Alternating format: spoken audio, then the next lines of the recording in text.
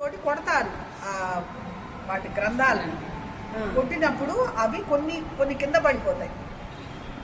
కొన్ని కింద పడిపోయినప్పుడు ఆయన చేతిలో 41 శ్లోకాలు ఉంటాయి.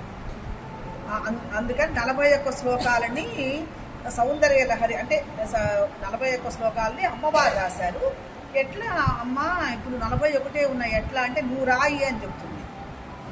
అందుకని శంకరాచార్యులు వారు 42వ శ్లోకం నుంచి శంకరాచార్యులు స్వయంగా రాశారనమాట. నేను ఎట్లా రాస్తానమ్మా నాకేమి రాదే అంటే నీకు వస్తుంది పో అని చెప్పిందట ఆమె. అట్లా ఆమె 42వ శ్లోకం నుంచి శంకరాచార్యులు రాశారు. అందుకని 41 శ్లోకం వరకు ఆనందలహరి అంటారు. అది అసలు అంతవరకు చదివినా మంచిది, 100 శ్లోకాలు చదివితే కూడా మంచిది. నేను తీస్తాను మళ్ళీ. ఇప్పుడు ఎక్కడ కూడా పారాయణం చేసేటప్పుడు కూడా ఇళ్లలో ఇప్పుడు ఇక్కడంటే గుళ్ళల్లో కాబట్టి మనం 100 పద్యాలు చదివేస్తాం. ఎక్కడైనా పారాయణం చేసినప్పుడు మామూలుగా అయితే ఇళ్లల్లో అయితే 41 పద్యాలకు ఆపేస్తాం. ఆపేసి మళ్ళీ ఒక నైవేద్యము టెంకాయ కొట్టడము లేకపోతే ఏదన్నా అట్లా పండ్లు పెట్టడము నైవేద్యం పెట్టి హారతి ఇచ్చి ఇళ్లలో జరిగేటప్పుడు చేసేసి అప్పుడు మళ్ళీ 42వ శ్లోకం నుంచి మళ్ళీ మొదలు అట్లా నేను తీస్తాను ఒక్కొక్కరిని. నాకేంటంటే నాకు శివశక్తి అట్లా రాదు.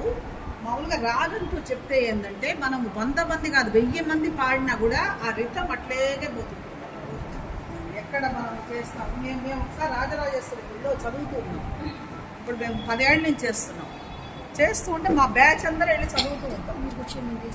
చదివేటప్పుడు అంటే మేము విషయాలు పెట్టుకొని చదువుతూ ఉంటాం. మాకు చేత కాదు కాబట్టి చదువుతూ ఉంటే వాళ్ళు ఒక స్వామి కొత్త స్వామి ఎవరు వచ్చారు అంటే రాజరాజేశ్వరి గుడికి దసరాల్లో ఎక్కడి నుంచి కూడా పిలిపిస్తారు కదా, పిలిపిస్తారు కదా. అట్లాగే వేరే స్వామి వచ్చి అక్కడ చూసి మాకు ఇట్లాగే వీడియోలు తీస్తున్నారు. మేము అసలు ఆయన చూడలేదు. మా పాటికి మేము తలకాయలు దించుకొని చదువుతూ ఉన్నాం. ఆయన తీసి నమస్కారం పెట్టాడు. ఇంతమంది చదివినా కూడా ఒకే తీసుకుంటున్నారు, ఒకటే ఆపుతున్నారు. దానికి సంగీతానికి ఉన్నంత అద్భుతం అది.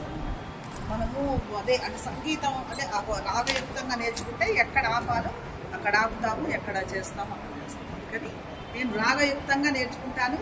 మీరు నా మాదిరే నేర్చుకోవాలని లేదు, కొంచెం అటువంటి అయినా పర్వాలేదు. అంటే నా మాదిరిలో ఆ మాదిరి పాడలేకపోయామని ఏమనుకోవద్దు.